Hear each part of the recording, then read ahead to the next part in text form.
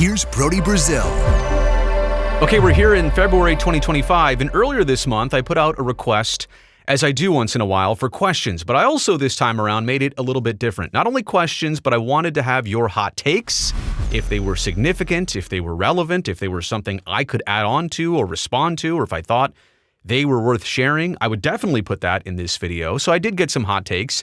I also asked for channel suggestions, things that you think I could or should be doing here on YouTube. And let me just address the channel suggestion part. For the most part, things I received in return said, don't change anything, which, I don't know, I wish I would have got some good ideas out of it, but I also really appreciate those of you who just enjoy the channel as it is. So for the most part, I'm not going to change much of anything. And as for the hot takes, yeah, there were definitely some of them, and we'll get into all of that here in the Q&A video for, I don't know, about mid-February when I put this out, but early February is when these questions and hot takes and suggestions were submitted. All right, let's begin with this. Brody, who got you into making YouTube content and videos?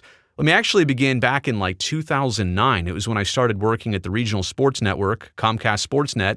We had a consultant come in at that point, and social media barely existed. I mean, Facebook was actually for you and your friends. It wasn't for pushing your content. And there was Twitter, but it wasn't really out yet. YouTube had existed, but it just wasn't for this purpose of media. And the consultant told me, and really didn't even ask, but asked and told me, are you on Twitter yet? No, you're not? Okay, you need to be on there like yesterday.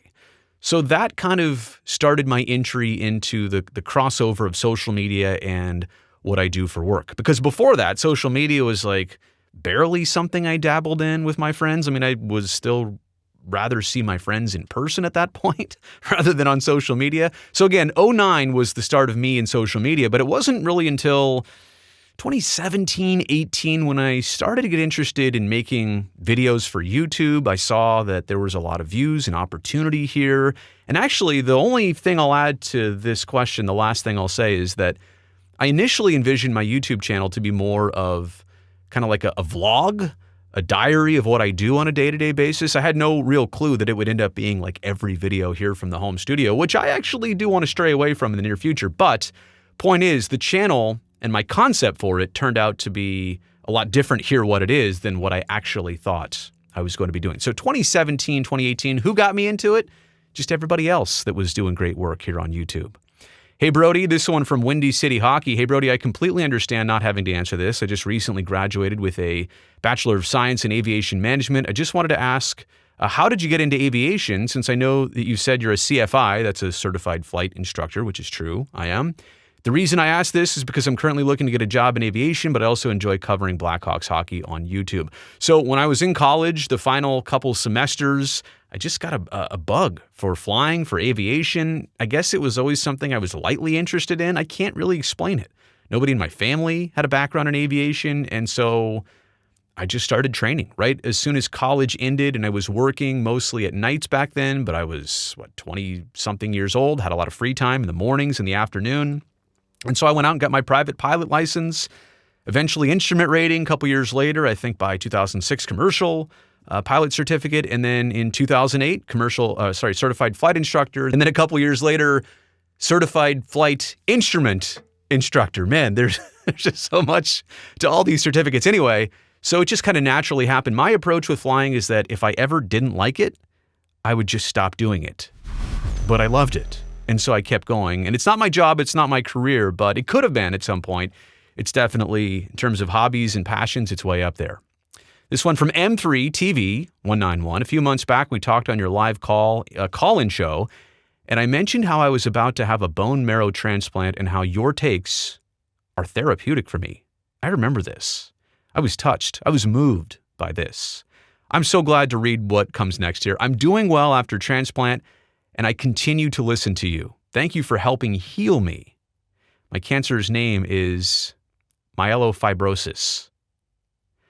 I don't know this person's name, but I do remember that phone call, and it gives me goosebumps right now to think that even if I could serve as entertainment or a distraction or something to get your brain moving and thinking while you're going through so many other real-life obstacles, that's really touching.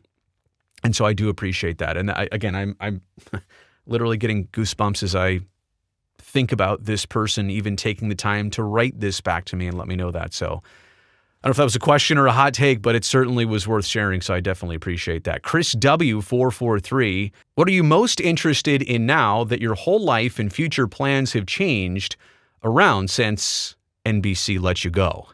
Well, that's a deep one. I don't know that I've changed as a person. I mean, my intentions and who I am and what I aim for and what I try to do personally and professionally, I don't know that a lot of it has changed.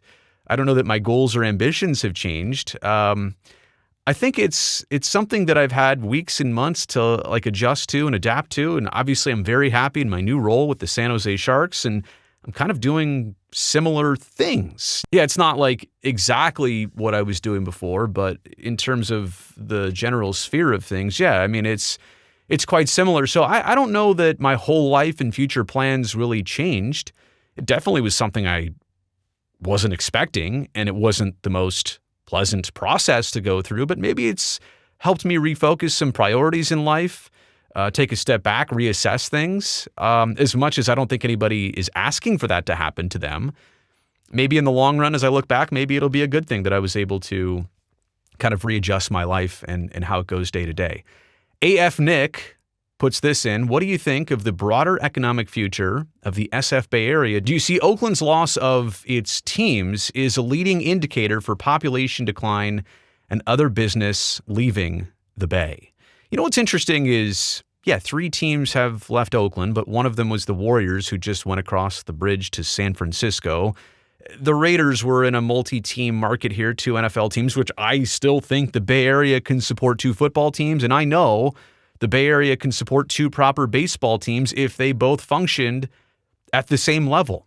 And so if we're trying to relate the economy of the Bay Area to the business of sports, I don't know if there's a direct comparison there. I certainly recognize the challenges of living in the Bay Area, the high cost of things, the competitive business nature, how we're so reliant on the tech industry. And when things are great, I mean, life was pretty good for a lot of people in the 2010s. And then it's gone through some fluctuation. And maybe with AI, is that a good thing? Is that a bad thing for people and their jobs?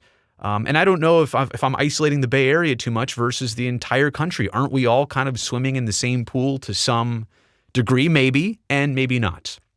But I think to answer this question, Nick, do I see Oakland's loss of its team as a leading indicator for population decline? No. In fact, I mean, I think the A's departure from Oakland has less to do with the economics of Oakland and more of trying to go somewhere else where that ownership and that team thinks they can either do something else or get away with something else or operate differently. I mean, I think that if you offered somebody who's a billionaire right now the opportunity to own a Major League Baseball franchise in the East Bay, build a new stadium either at the Coliseum site or somewhere like Howard Terminal, they would jump all over that, and they would absolutely know the economics of this situation. So I think tying those two things together, while I do realize that one exists and the other exists, I don't know that the relationship exactly exists between those two things. But I appreciate that pretty deep question there. This one from JM, and I'm not even going to try and pronounce the last name, 49. I realize that most of fandom does not make a lot of sense, but I would love to hear your take on someone continuing to root or stopping rooting for a team that no longer has the characteristic that caused them to start rooting for the team in the first place. That is such a great thought and something to chew on and a perspective. And I guess the question is being posed out there because of like the A's from Oakland to Sacramento to Las Vegas. And so for a lot of fans who say, well, I can't be a fan of this anymore because one of the foundations of why I loved this team is that you also wore the name of my city or my region on your chest. You represented us. You represented me. You represented my history, my traditions, and then to just ditch all of that and so quickly and without a lot of effort in trying to stay, at least outwardly, effort trying to stay. I mean, I think it makes a lot of sense. It's like a relationship. If two people grow apart, or if one person, in this case, one person grows different or apart and is not who they were 3 years ago, 3 decades ago, it's no surprise that the other person says, well, I don't like you very much if you're going to change and be something different and treat me terribly and then leave me. So I agree with you. Most fandom doesn't make sense why people are loyal to things and why they're loyal through some of the worst times and decisions and all that stuff. But that's the nature of sports. We are fans because a lot of times it's tradition. And actually, I will say this. More often than not, when you stick with something, you are greatly rewarded by it. And all those points of lows, and I'm not even talking about wins and losses here, but all those low points, like they stick with you and they make you appreciate the high points even more. So a lot of times, most times with good circumstances, even when you survive the bad stuff, you are greatly rewarded by the good stuff. But in terms of, stopping rooting for a team or maybe continuing to root for a team that changes, I don't know. I guess I understand anybody who has had enough of something and has no choice but to turn away and try something different as a fan. I totally understand that. Ryan Brown, 2348, says, yesterday, so this is, I guess, a couple weeks old now. Yesterday, Rob Manfred just met with John Fisher and Vivek Ranadive at Sutter Health Park in West Sacramento, and they had a private luncheon. There's reported conversations of Vivek asking for an MLB expansion team in Sacramento, and Manfred saying he respects Ranadive and, quote, someone embedded in the community makes a huge difference in terms of the long-term success of the franchise, end quote. I'd love to hear your thoughts on this and what it could mean. I mean, I think I'm stating the obvious here. Vivek is doing a favor to John Fisher and the A's by bringing in the team in Sacramento, housing them, sharing employees with them, sharing knowledge of the market with them. But Vivek is not doing this only as a favor, and I don't fault him for this. He wants to put Sacramento on the map again with a professional sports team. He obviously was part of helping keep the Kings in Sacramento. There were a lot of other people involved. He was one of the final folks who jumped in and really made it happen and buying the team and having it stay in Sacramento. And he sees opportunity here, right? He's trying to be a billboard for Sacramento. He wants one of two things. He wants the A's to stay and this process to, I don't want to say stall out, but yeah, that's what it would be. Things in Las Vegas, which, by the way, the economy of Las Vegas and the Strip and the hotels and resorts had a really bad calendar year of 2024. And in terms of wagering and gambling, that was okay, but the money that the resorts made was down like 40%. We'll get to the fine details of those numbers in a different video, but like Sacramento sees opportunity here. Ranadive sees opportunity here. And so, of course, he's going to platform all of this in front of the commissioner, Rob Manfred. I mean, what is Manfred supposed to say? If ownership across the board of major league teams wants the A's to stay in Sacramento, they'll make that happen. If they don't, then they'll make that happen too. If they want expansion to happen, they'll make that happen. Like, they're in control. Baseball is in control of all of this more than Vivek is, more than Sacramentans are, more than any fan is of Major League Baseball. So I think the point is, don't be surprised when you see a ton of this. And as much as the A's might want to and might have to downplay Sacramento because, Las Vegas is watching, maybe at some point you're going to see a relationship really start to get close and tight and pretty cordial. And, it's more than just doing somebody a favor. It's kind of like when you meet somebody and there's a little summer fling. But don't fall in love because we're both going back to college, right? When the fall starts. Uh-oh. They fell in love. Stay tuned on that one. It literally might be like that.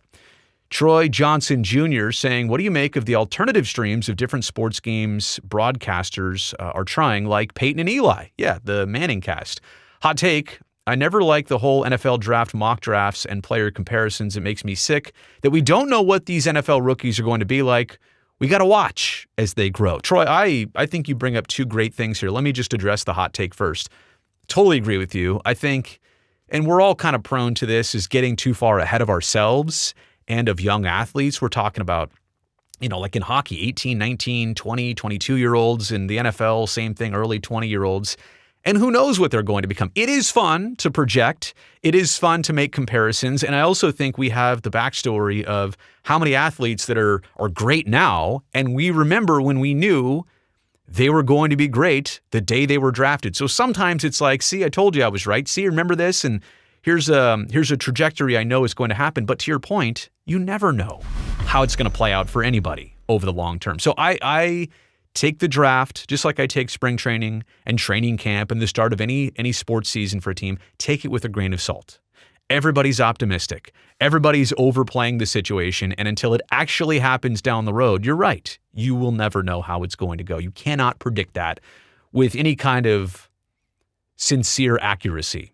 Your question, though, what do you make of the alternative streams of different sports games broadcasters? I think it's great, right? And I don't know that for small audiences, like if it's a small hockey game, like a college hockey game, then the multicast or the simulcast, it doesn't necessarily work. You don't want to segment a small audience. But if we're talking about a huge football game, like a championship football game or a playoff baseball game or a Stanley Cup playoff game in hockey, then yeah, I think there's room to split up the audience. I think you might be able to grow the audience by saying, all right, traditional broadcast here, because that's what a lot of you want. That's what most of you want. But maybe some of you want to watch this game and also feel like you're listening to a podcast at the very same time. It's a conversation, and it's focused and centered around the game.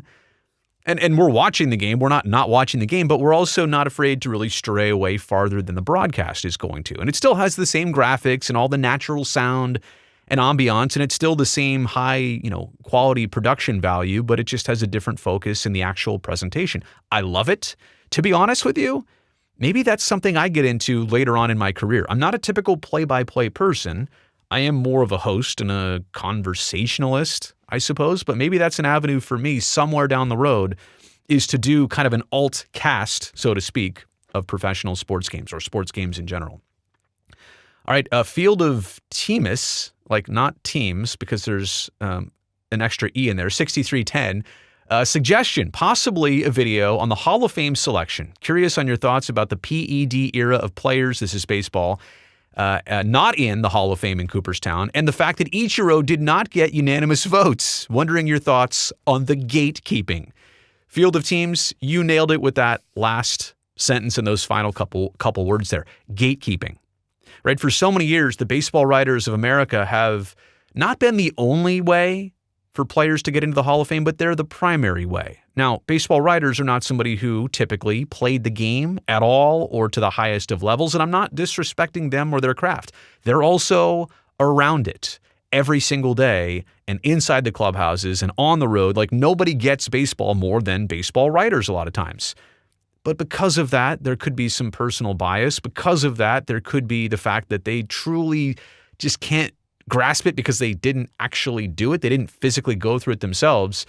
I would love to see over time the baseball writers stay included. I would never take them out of the equation. Look, I'm a media person. Why would I knock respectfully the highest tier media that does a great job? It's not that. I would just love to see the players get included and be part of the selection process. And I do understand there is a way that a group of retired players can also kind of backdoor people into the Hall of Fame. I know that's happened recently, but also to your point about the PED era, I feel like maybe now we're finally getting past, all the players from the late 90s and early 2000s. So now we're getting into an Ichiro who nobody's ever suggested there was any PEDs. He came after that. And certainly that's not nobody's suspect of that.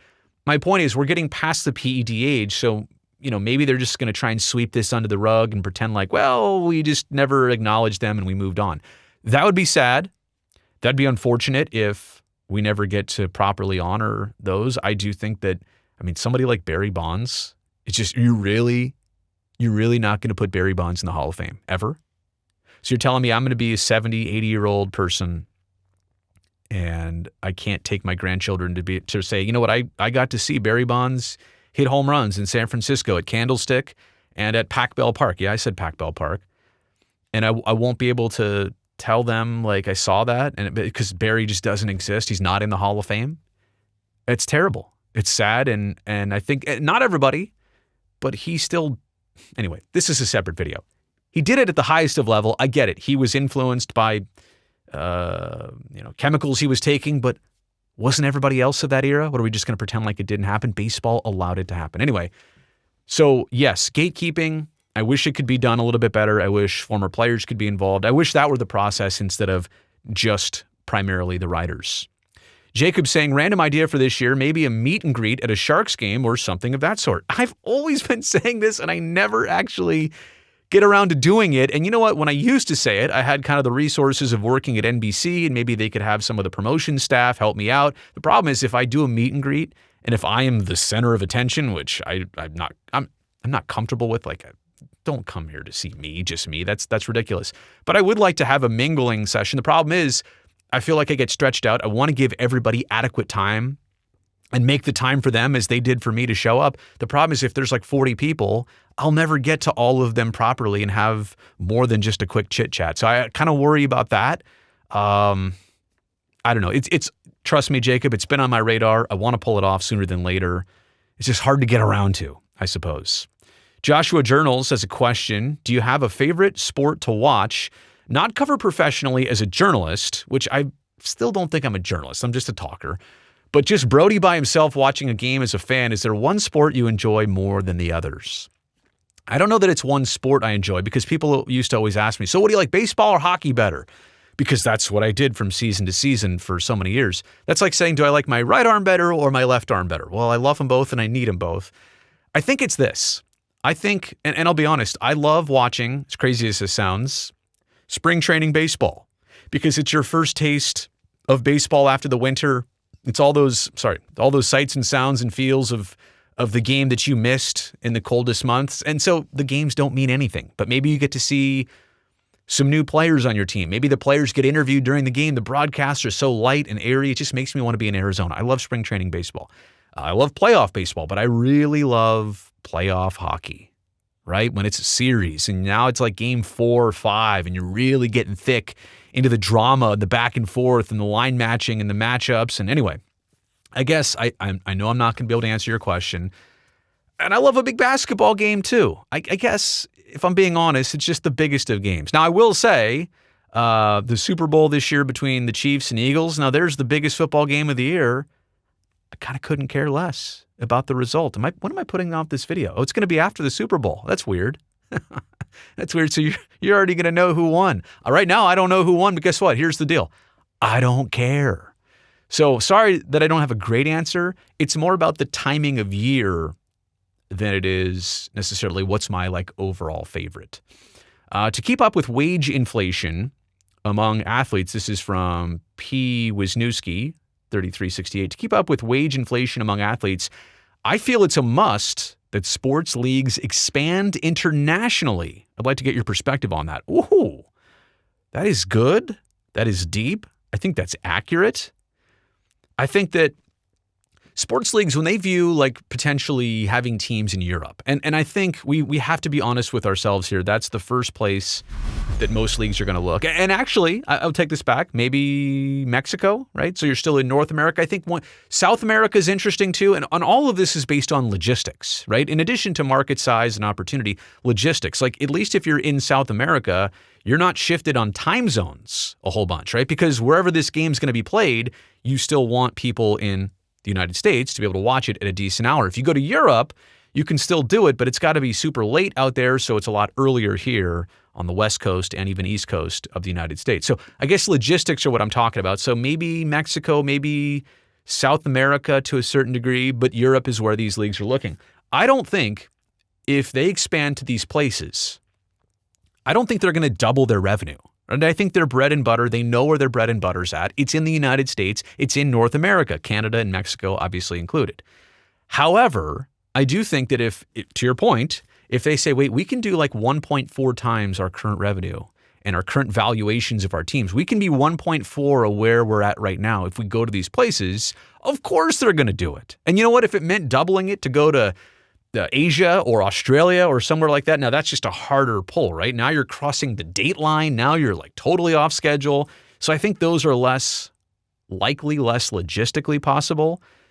But I do think that, they might put their teams and they might put their athletes and their schedule makers through a lot of difficulty to expand because they're looking at revenue. And yeah, they want to grow the game, of course, but they want to grow the wealth of the game is what they want to do.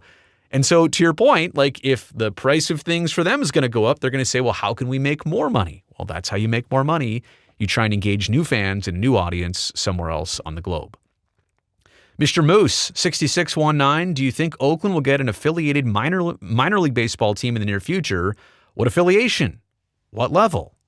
Mr. Moose, have you not heard of the Oakland Ballers? Now, I think I know what you're saying there. That's a Pioneer League team, which is loosely affiliated and associated with Major League Baseball. Like, they're not totally disconnected. There are some experimental connections that the Pioneer League is used for with Major League Baseball. But to your point, I think what you're saying is, will Oakland ever get a AAA, a AA, or a single A team? What affiliation? What level? Those are, look, I don't have an exact answer here, but I want to obviously state what's at the forefront. The Ballers already exist.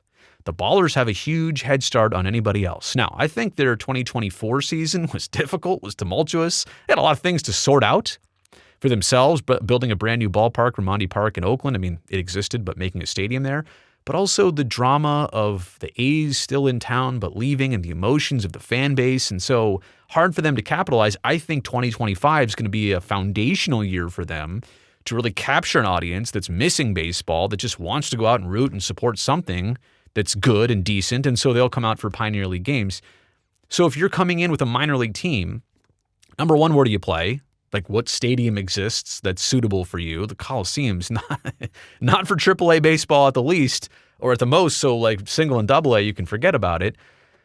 And then I don't know, like, do you want to compete with the Ballers? Like, how does that work? I don't know. And the other part about it is, I think Oaklanders and people from the East Bay might look at the Ballers and say, well, that feels like us. They're genuine. They came around at the right time. Anybody else who comes in after this is going to be associated with Major League Baseball, because the minor leagues are, and associated with, oh yeah, Major League Baseball and the A's. Not like the team is going to be the A's minor league affiliate, but it all falls under the same umbrella. At least now with the Pioneer League, it doesn't really fall in the same category. My point is, it's going to be really hard for anybody to come in and do this right, even at the minor league level. So I don't know that the fan reaction for people in Oakland is going to say, wait a second. Oh, so we're a AA city now. We went from literally having one of the most exciting teams, and I'm not talking about how the team was run. I'm talking about the actual players and the actual baseball personnel on the field. They loved that, and they could support that. And now you're a AA city. So I don't know that there would be a great response from that part of it. El Puma Real. You know how the NBA players are shown coming into the areas before the game in their best fits? Show us yours. Oh, you want me to do a walk-in? You wear the coolest, most comfortable looking tops. Ooh, look at that. Pop my collar. How can we get that look? I know it sounds weird. Love the channel. El Puma Real, thank you so much. I will tell you this. First off, the walk-in thing, I just feel awkward for me. It really would. I'd probably put a suit on and still feel weird about it. I honestly try and come in here just looking decent. And the real thing I think about when I come in to make a video more than anything else, number one, is it summer or winter? Because if it's hot or cold outside, I'm trying to match like that. And I'm also, if I'm cold, I don't want to be cold. So I'll put on something with long sleeves. But I don't want to have the same outfit for like 100 videos straight. So actually, excuse me, I think I'm good now. Sorry. I'm going to have to edit that. Yeah, so I try to match my outfits based on like the videos and not having too many of the same outfit appear on too many videos in a row. Because a lot of times I also come here and tape like 2 or 3 at once. So it's actually more about the timing of it than I wear a lot of Lululemon stuff. It's just comfortable. It fits well. It breathes well. It doesn't stink if you work out in it. Obviously, I'm not working out in a polo shirt. You get the idea. But big supporter of Lululemon, I always have been. And I like wearing their stuff. So that's maybe why you think I look comfy. I also realize I wear a ton of quarter zips on this channel especially. And I'm conscious of that, but I don't know what to do about it because it's just so convenient. Throw a quarter zip over a t-shirt, come in and record a video. You're done.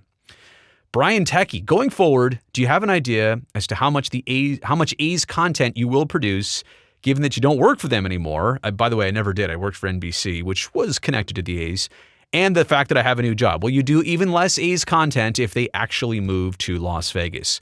Brian, I appreciate your interest in this, and I guess the way for me to best explain it is this. The A's are an airplane that is still flying right now. They took off, right? And they took off a couple years ago and they said they were going to go to Las Vegas. And then, they brought the landing gear up when they left Oakland, and now they're flying to Sacramento. And maybe they'll do a touch and go in Sacramento, but they're not landed for good yet.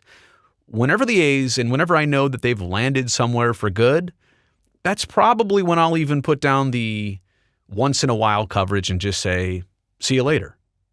But their plane has not landed yet.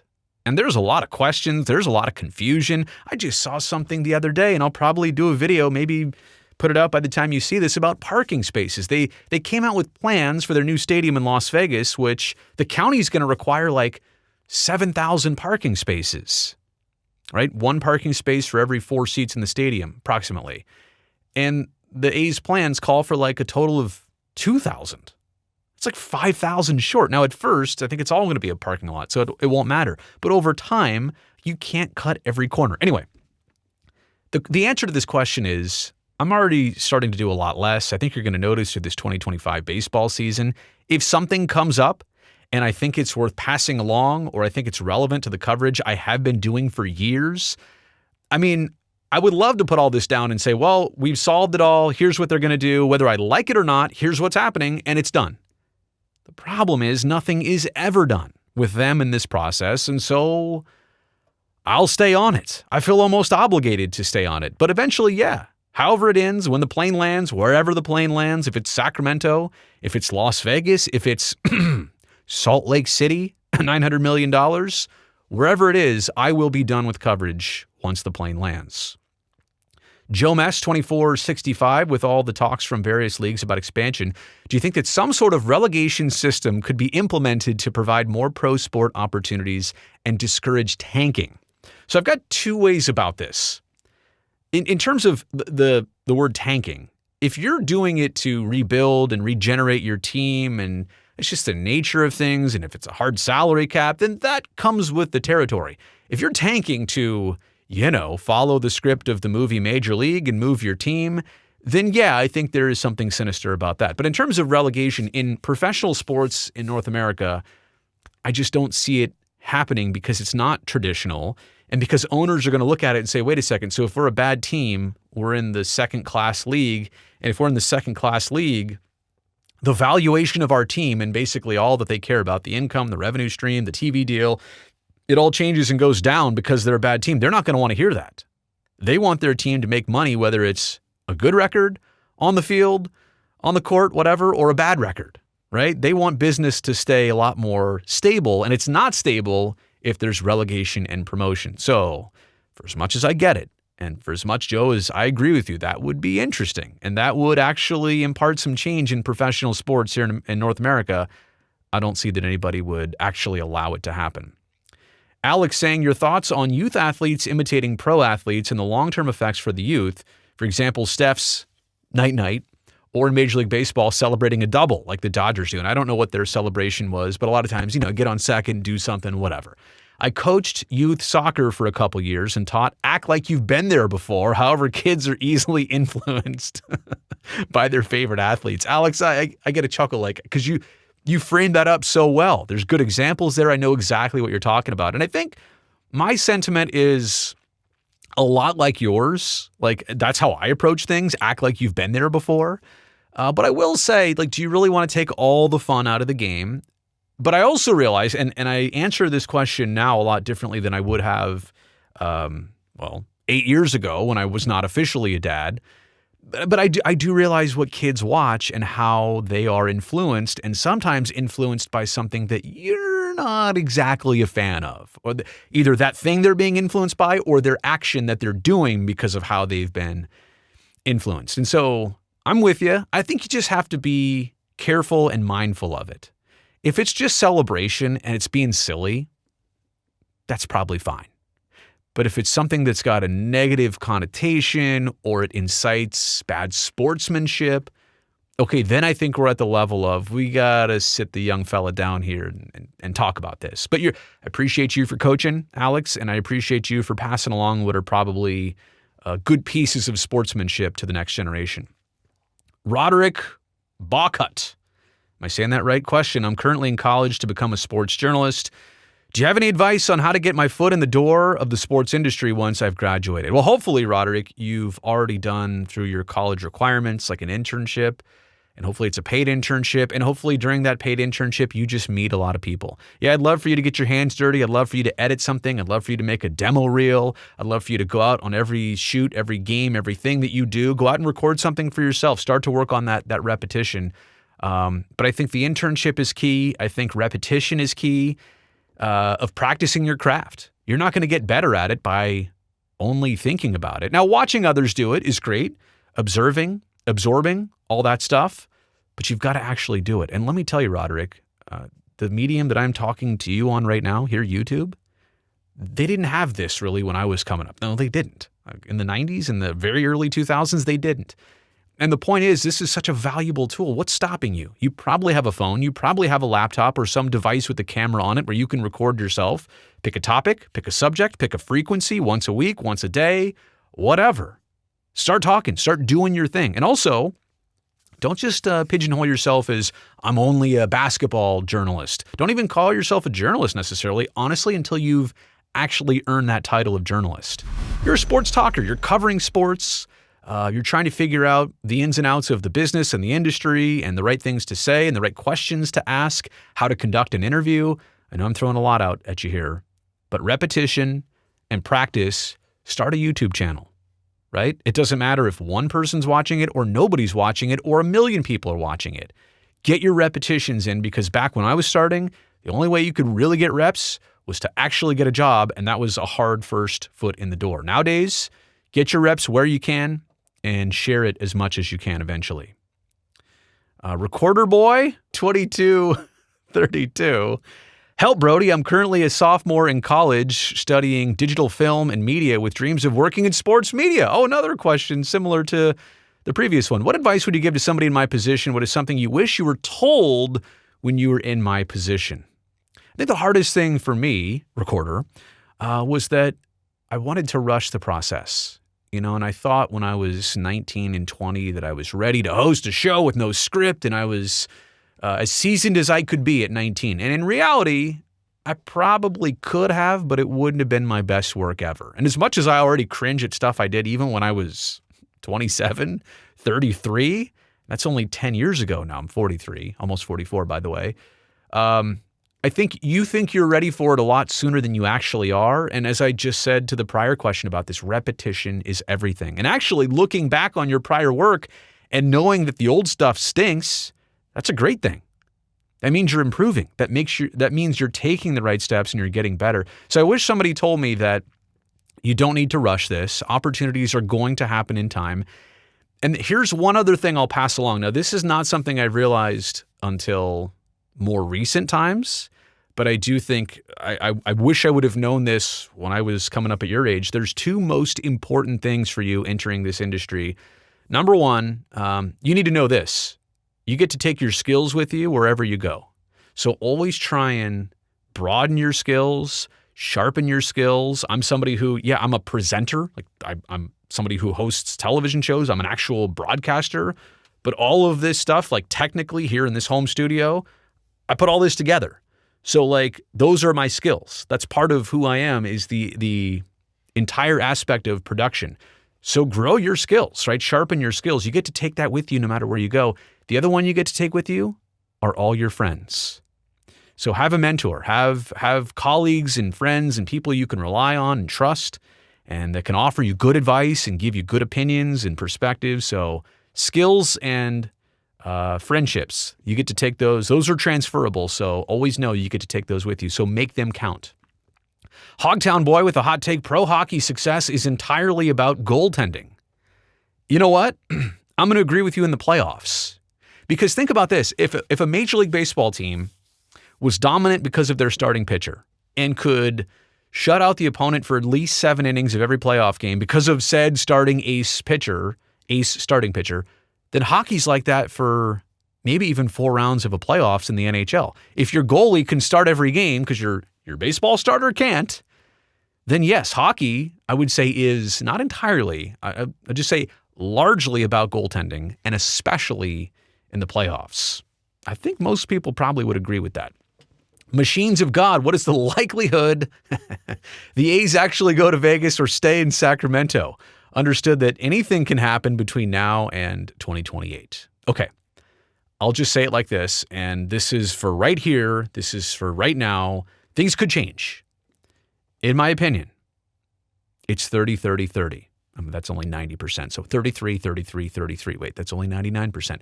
33% chance, I think, that somehow, some way, the A's stay in Sacramento.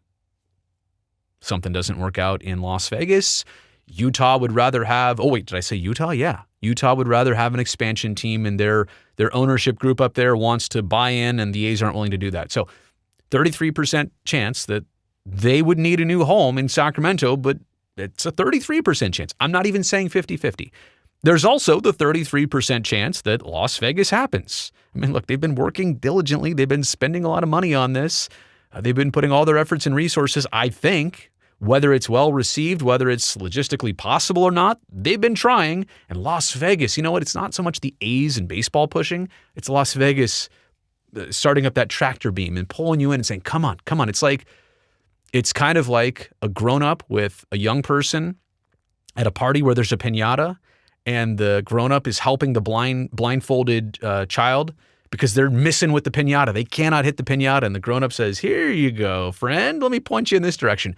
That adult is Las Vegas, and that child with the bat, with the blindfold on, is what the A's have been struggling to find, is where the piñata is at in Las Vegas. And to get everything done and squared away and in a timely fashion, we'll see if they break ground here in the next 60 to 120 days. That's the plan. We'll see if it actually happens. So 33% Las Vegas, which look, that's not zero.